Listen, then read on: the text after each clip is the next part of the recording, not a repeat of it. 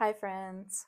Welcome back to Swamp Witch Society's spooky tale of the evening. So, what we're going to do is we're going to dive into generational tales. We're going to dive into the spooky ookies and the creepy mysteries with origins unknown. That is what I like to do. I got a good one today. I had to light my prayer candles. So, you got your patron saint, John Waters, saint of filth. And we've got the evil eye going back here because, whew, so grab a drink. You might need a strong one for this. And let's get into the tale of Kashmar. Now, Kashmar, sometimes called witch riding. We're going to find out why. Cheers to you.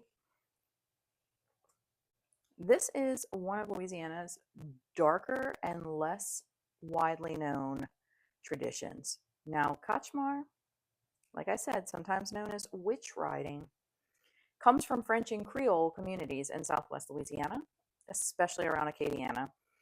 And unlike many of our famous Louisiana monster stories, folklorists documented people still describing personal experiences with Kachmar into the late 20th century.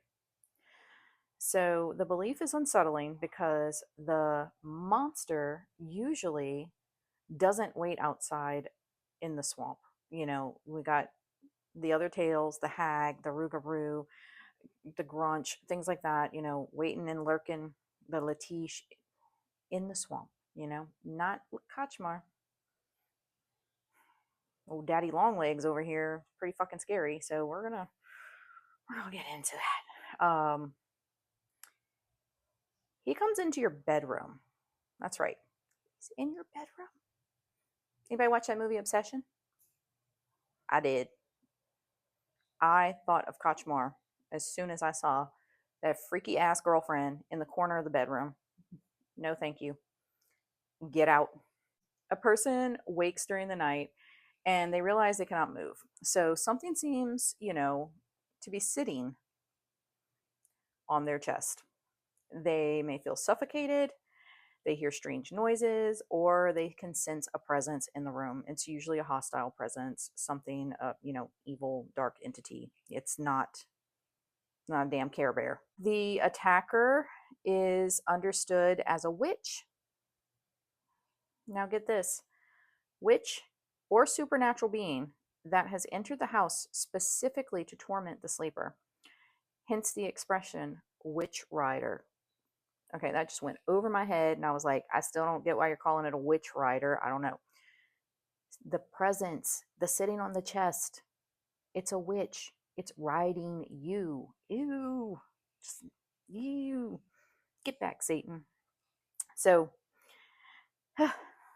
that's where the term witch riding comes in. Now, the disturbing part is how closely this folklore resembles to what modern medicine calls sleep paralysis. The consciousness returns while the body remains temporarily unable to move. Now, sometimes accompanied by hallucinations. I've known people with night terrors. I've experienced sleep paralysis to where my conscious comes back and I've been unable to pull myself up from the bed.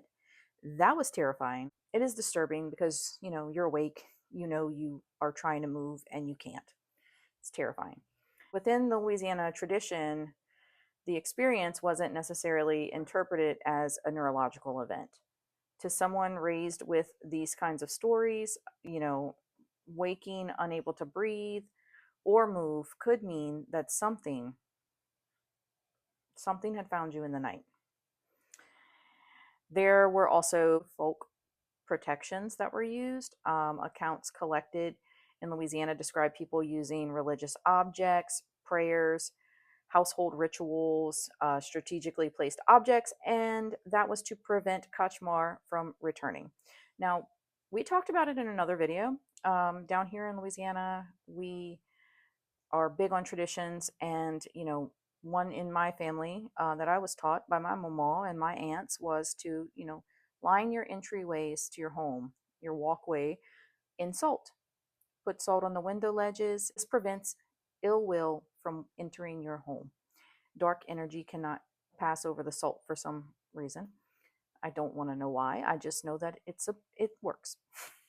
We'll just go with that. You can also take a little bowl if you're having nightmares, and you can put salt in that bowl and put it right next to your bed on the side that you sleep.